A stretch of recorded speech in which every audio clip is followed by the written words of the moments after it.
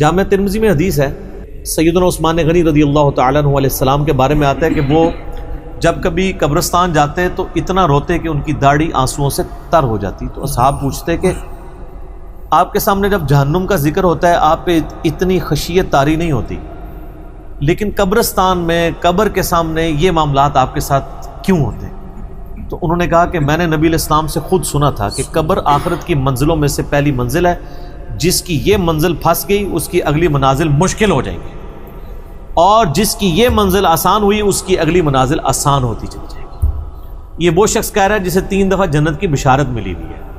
ہمارے پاس کوئی جنت کا ٹکٹ نہیں ہے، اور ہماری بے پرواہی اپنے عروج کے اوپر. اسی کو پنجابی میں کہا جاتا ہے نا، عقل نہ ہوئے تے موجیں ہی موجاں، عقل ہوئے تے سوچیں ہی سوچاں. جسے عقل نہیں ہوگی وہ موجیں مارے گا کیونکہ اسے پتہ نہیں ہے نا، لیکن جسے عقل ہوگی وہ سوچے گا کہ یار یہ معاملہ تو بڑا خطرناک ہو گیا. صحیح بخاری میں حدیث ہے، نبی علیہ السلام نے فرمایا آپ ایک جگہ سے گزرے، کچھ اصحاب آپس میں یعنی ہنسی مذاق کرتے ہوئے ہنس رہے تھے، تو آپ کھڑے ہو گئے. آپ نے فرمایا جو کچھ میں جانتا ہوں نا، اگر تم جان لیتے تو بہت کم ہنستے، زیادہ رویا کرتے. بہت سیریس کیس ہونے والا ہے. صحیح مسلم میں حدیث ہے، آپ علیہ السلام فرمایا میں نے ارادہ کیا کہ میں اللہ سے دعا کروں کہ تمہیں عذاب قبر سنوا دے. دکھانے والی تو کہانی ختم سر، سنوا دے. لیکن مجھے ڈر ہوا کہ اگر تم نے عذاب قبر سن لیا تم اپنے مردوں کو دفنا نہیں چھوڑ دو، ایسی خشیت تم پہ طاری ہو گئی. لیکن یہ اللہ تعالیٰ نے سب کچھ پردے میں رکھا ہوا ہے سر. صحیح بخاری میں حدیث ہے کہ میت جو ہے وہ چارپائی پہ کلام کرتی ہے. نیک میت کہتی ہے مجھے جلدی جلدی میری جگہ کی طرف لے چلو، اور جو بری میت ہے وہ چیخو پکار کرتی ہے کہ مجھے کہاں لے کر جا رہے ہو. اور نبی علیہ السلام کے الفاظ ہیں صحیح بخاری میں کہ زمین و آسمان کی ہر مخلوق اس کی چیخیں سنتی ہے سوائے جنوں اور انسانوں کے، کیونکہ جنوں اور انسانوں کو اللہ تعالیٰ نے غیب کے پردے میں یہ چیزیں رکھی ہیں نا، اسی کے اوپر تو جنت ہے. ان الذین یخشون ربهم بالغیب لہم مغفرۃ واجر کبیر.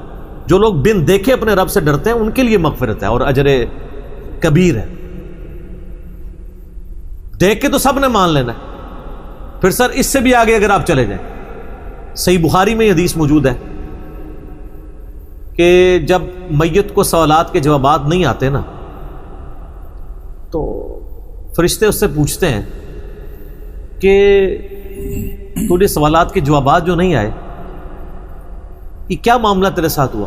تو وہ کہتا ہے میں تو وہی کہتا تھا جو لوگ کہتے تھے، سن سنا کے سننی، تم نہیں پڑھ پڑھا کے سننی نہیں. تو فرشتے کہتے ہیں تو نے خود پڑھ کے سمجھنے کی کوشش کیوں نہیں کی؟ پھر فرشتے اسے ایک گرز مارتے ہیں جس سے وہ زمین کے اوپر بالکل، جس کو کہتے ہیں نا پیرلل ہو جاتا ہے، زمین کے خاک بن جاتا ہے.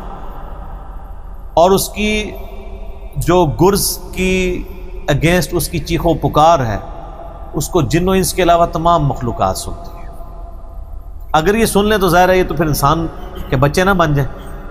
یہ اللہ نے پردہ رکھا ہے، ورنہ تو آپ بڑے بڑے بزرگوں کو دفنا کے نکل رہے ہو نا، ان کے پردے جو ہے نا وہ جنازہ یعنی اس قبرستان کے گیٹ تک پہنچتے ہوئے ساری بزرگی کھل گئی ہو، دڑل کی بات پیچھے سے آ جائے.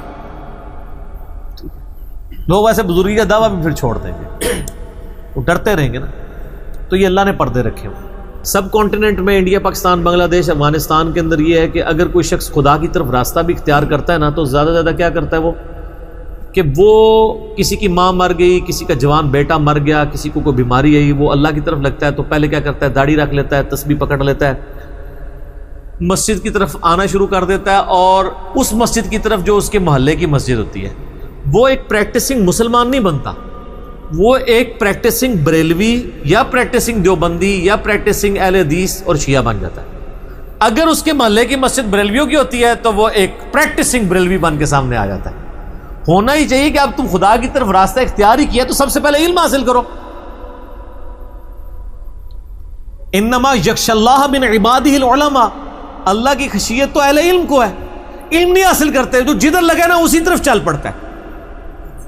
ہونا تو چاہیے کہ آپ پہلے ہی دیکھیں کہ میں قرآن و سنت کا علم حاصل کروں، میں دیکھوں کہ یار کون سے نظریات درست ہیں، کن چیزوں کے اوپر اللہ تعالیٰ نے پکڑ کرنی ہے، کن چیزوں کے اوپر اللہ تعالیٰ نے فرائض میرے اوپر لگائے ہیں. وہ کوئی بھی علم نہیں حاصل کرتا، کوئی جدھر لگا ہے ادھر. ہمارے محلے میں نے بتایا کہ ایک پوری فیملی قادیانی ہو گئی تھی، یہ میری پیدائش سے پہلے کی بات ہے. صرف ان کے گھر اولاد نہیں ہوتی تھی، بچی پیدا ہوئی وہ والد پہلی دفعہ گیا مسجد میں، وہ قادیانیوں کی عبادت گاہ تھی، وہ قادیانی ہو گیا، پوری نسل ان کی قادیانی ہے. یہ ہماری ٹوٹل تحقیقات ہے. اذان اثر شروع ہوگی، اذان کا جواب دیں باقی.